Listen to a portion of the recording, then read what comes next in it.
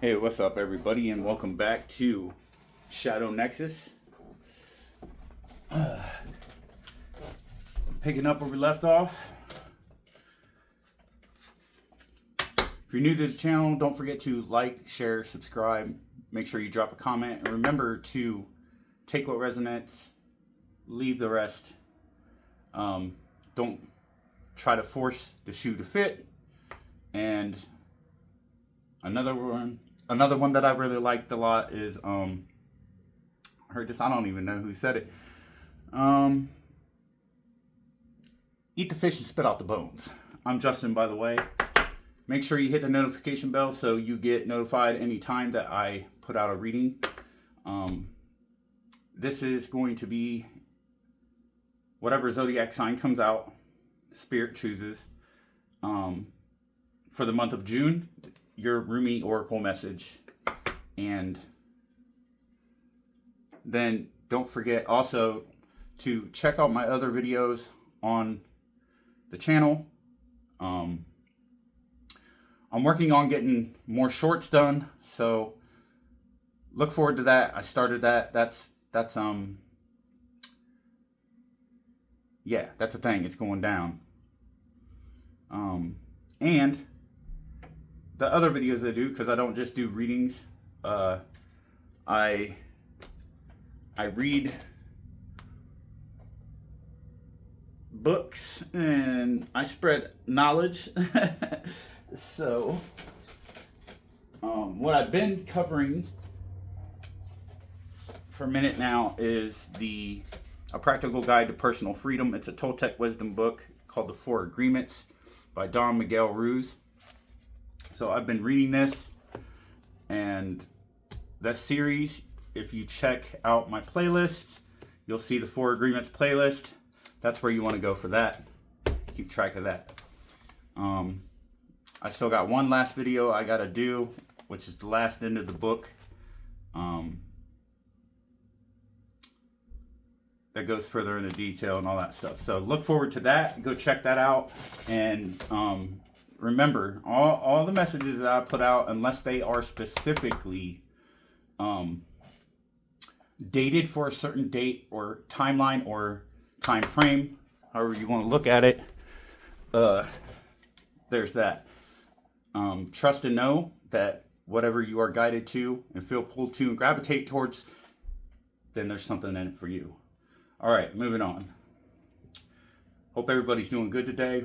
And for all the newcomers, thank you for your support. Also, just one more reminder, hit that subscribe button, notification bell, and please like, share, and comment. All right, moving on. Angels, ancestors, spirit guides, what zodiac sign will this reading be for? Who is, what is the zodiac sign you have a message for? These cards are so small.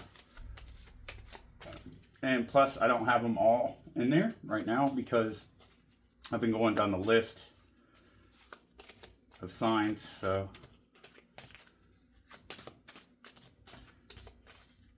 what zodiac sign, please? Thank you.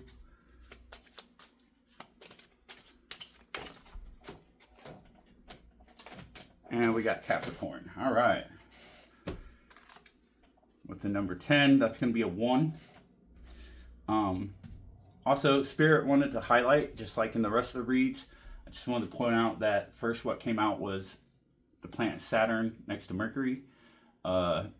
So 9 and 1 is 10. We got another 1. So some of you might be seeing 111 a lot, or just really significance with the number 1. Mercury here with 5 and 1. 5 and 1 is 6 because that's 15. So we got 6. Check my community post because my community post has further deep dives to the messages and the meanings of the vibrations of the numbers and angel messages, etc. So on and so forth, right? Okay, we also had Pluto come out with number 22. That's a master number, stays the same. Venus was 16, 6 and 1 being 7. Then we have the moon card here with 14, which is 4 and 1 is 5. And then Earth we have with 26, 6 and 2 is 8. So 8 might be very significant. We also have Neptune out on the board with 21, 2 and 1 being 3. All right. Let's get on to your Rumi Oracle message for the month of June 2025.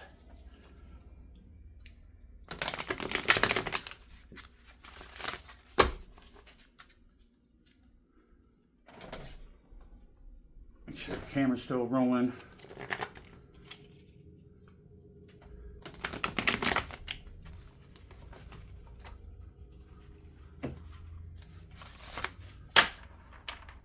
All right. Angels, ancestors, spirit guides, and Rumi, what messages do you have for Capricorn for the month of June, please? Please, thank you. Please, thank you, thank you, thank you. Much high vibration, much high positive light source out there radiating towards all y'all from my heart space, without energy cords getting connected, of course, because can't be having energy vampires trying to suck on my energy. You know, got the protection card out here. I did a couple cleansing rituals.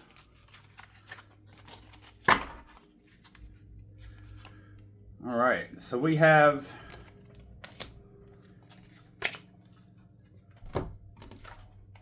enter the Garden of Delights with the number 28. 8 and 2 is 10. So we're going to make that a 1. So we'll talk about the number 1. But here we go. So enter the Garden of Delights. In case any of you want to know, the deck I am using is the Rumi Oracle deck, and it's by Alana Fairchild. Just so you know, now you know, now you know, oh!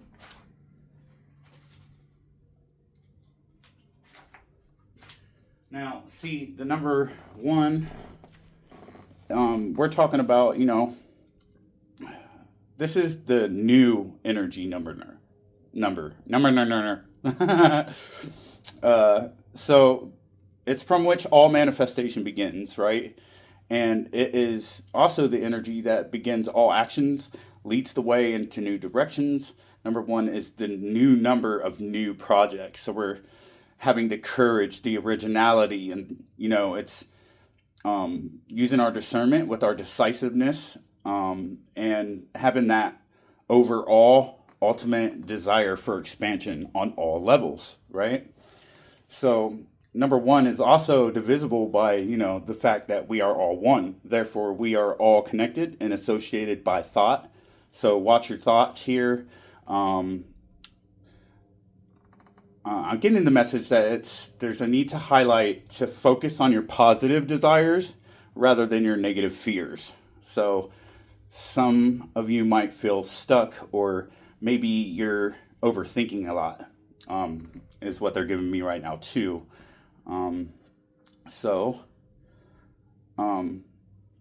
Also keep in mind that I'm clairaudient. So like right now they're giving me a song, and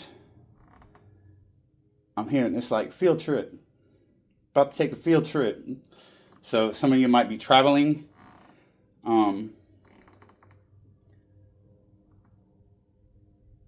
For those of you that are seeing like 111, or you're seeing 1111 a lot, number 11 is a karmic. It's a master number.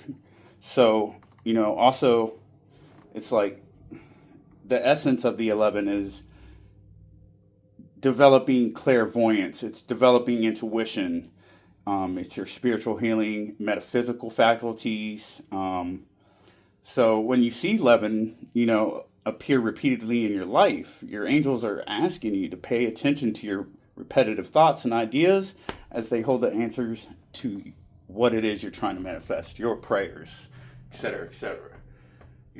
So be aware that you will manifest your thoughts. Therefore, do not think negative thoughts, as these are what you will draw into your life.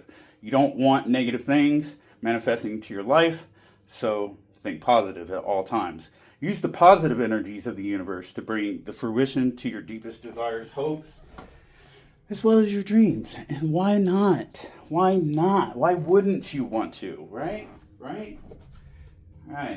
Okay. So, you got enter the Garden of Delights with the number 28, which was 10. We already talked about the 1. So let's get into the message of the Rumi. Because I read from the book for these directly. So anything before the actual message to the card comes out, when I read from the book, that's me channeling and as well as sharing the knowledge that I have pertaining to certain numbers, yada yada yada, right?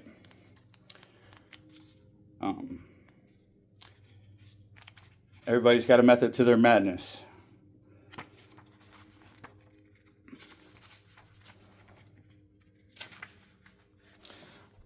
All right. Enter the Garden of Delights.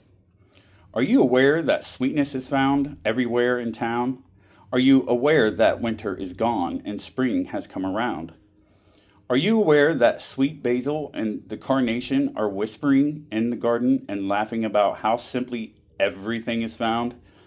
Are you aware the nightingale has come back from its flight, singing out messages of love to spread delight with every sound? Everything in the garden is granted the right from the divine court to appear for our delight. Everything is here to make the earth green and alive as a haven for our life. What remains buried in the soil will always endeavor to reach out. No one truly alive can ever be pawned to a prison or a tomb. Rumi. There is a sweet spot when entering the Garden of Delights, a moment where the senses have gorged themselves upon beauty and become heavy with their fullness, slowing the mind so that it can perceive the divine beloved dancing behind the veils of nature. But first comes the sensual feasting. Blooming orchards arrest the gaze with their startling and strange beauty. Nectar from the ripest fruits of the garden drips luscious and sweet upon a savoring tongue, hungry for gossip. The ears shamelessly eavesdrop upon the birds in melodic conversation. They sing of greatest, most passionate love and boundless living joy. The ears open wide to take it all in. The craving for touch is sated by rough, textured bark falling from the ancient trees. Soft, dewy grasses cool in the shade, the crunching leaves making their sounds under the hot sun and dancing feet. And the caress of that sunlight upon bare shoulders with weight of its own, like a silken wrap placed just so by a caring lover's hand. The breeze, the very breath of the beloved earth mother, is sweet with the scent of lavender and jasmine warmed by the sun father. Oh, drink it in until your arms raise themselves to heaven. Your head tilts, eyes rolling back in your head, and your sacred animal body is mindless and in love. The Garden of Delights. Narcotic, in effect, lulling the senses from tension into sacred languor, that love may be experienced. Let us rest here in the midst of so much life, where the goodness of life is felt, and the heart is free from any prison of pain or doubt. Come, be in the garden with me now. Let us be free and feast to our heart's content. You have been granted entry into sacred space, a mihrab, a sanctuary for worship. When the soul is well acquainted with love, life becomes a temple of love, the sacred space in which the soul can grow, powerful through expansive worship of love. You are being invited by your spiritual brother, Rumi, to enter into life, to commit to coming alive. Even if at times this feels deeply challenging, sometimes a part of you may rather stay locked in an illusion of security for a time, perhaps expressed through the preference for what is known over what is unknown, what is familiar and comfortable compared to that which is unfamiliar or uncomfortable. To tussle with the parts of us that would deny aliveness is a natural part of growth. It can seem so risky, with such potential for heartache, and yet, what could be more heart-wrenching than the slow death of a precious human soul, suffocated by fear and inertia? That is the greatest risk, of never really and fully being born into this world of wonders. So Rumi is your midwife. There to ensure full spiritual birth, he is standing at the threshold with you now. You are being asked to cross this threshold from the life you have been living into the aliveness that is flickering and glowing at your feet. It is love's wild hot embers at your sacred feet. They will erupt at any moment into a holy inferno, taking hold of you and igniting you from within, transforming you into living fire. To come alive requires shedding of so much adherence to the fear of death. The great brother whispers wisdom into your heart. You have heard it, felt it already. The fear of death is so much more terrible than death itself. Nothing is dying in you but fear, so the heart can live more freely. Right? Death and life are twin angels dancing together in communion with the sacred. They are not opposed. They bring the soul aliveness and make the garden of delights possible. They bring the seasons of the soul that foster growth and take the appearance of dying away, which is actually part of the cycle of life again and again and again. You have been through much death, dear one, around you. Within you, you have known this dark angel. That is why you are so full of life. Your attempts to stay as you have been, to render something in your life immovable or imperative to change. All that has failed. Let us celebrate now. There is no delight in frozen moments long since past. Why try to feast upon such food? It will not nourish you anywhere near as deeply and fully as fresh from the oven morsels of life. Come, let us taste all that is on offer. We'll drink headily and state our deepest thirst. Let us enjoy the richness of the meal and gratitude for its preparation and awe at the skill involved in so much masterful creation. Do not let the memory of death starve you of your participation in life. Do you hold on still to that which is past? I will soothe you with a loving touch upon your back, and yet gently. I will turn your head to the right and urge you to see the rising sun. Your life is blessed, you see. I want you to know this now. I want you to accept this now. Let those horrors of the past be gone. They are no more than phantoms. The garden is here now to be touched, tasted, seen, heard, felt, inhaled, and loved. This oracle comes to you with a message. A new day is dawning for you. This is a time when the past will very soon cease to have any hold over you. Celebration is imminent. You are invited into the golden light of divine plenty. Put your worries behind you now and step into your divine inheritance where all is sorted according to the kindness and grace. Take a deep breath through the nose, out through the mouth, in through the nose, out through the mouth. The following is your sacred honoring ritual. Say it loud. I accept the gift of golden grace and healing now to leave behind all prisons and tombs, conscious and unconscious, of heart and of mind. I open up to life and assistance through unconditional love. And being present to the miraculous beauty that seeks to live through me, as me, and in benefit to all humanity now, I know myself to be worthy of this grace, to be this grace, so be it. Once finished, place your hands gently on your heart and rest for however long feels good to you. When you are finished, you have completed your ritual. All right, Capricorn. And If you're new here, thank you once again. Don't forget to subscribe, hit the notification bell so you get notified anytime I drop something new. Another reminder, like, share, comment. I want to know how these messages are hitting for you. And yeah, don't forget to check out the community post as well. So I thank you for tuning in. I'm a newly growing channel. So remember, the more you engage, the more tuned in your energy is for what comes out in a more tailored manner, we'll say. All right. Much love to each and every one of you. I thank you so much, and I am truly grateful for your continued support. Have a great and wonderful, most beautiful day of all positivity and high vibration. Namaste. Like, what if it was quiet all the time?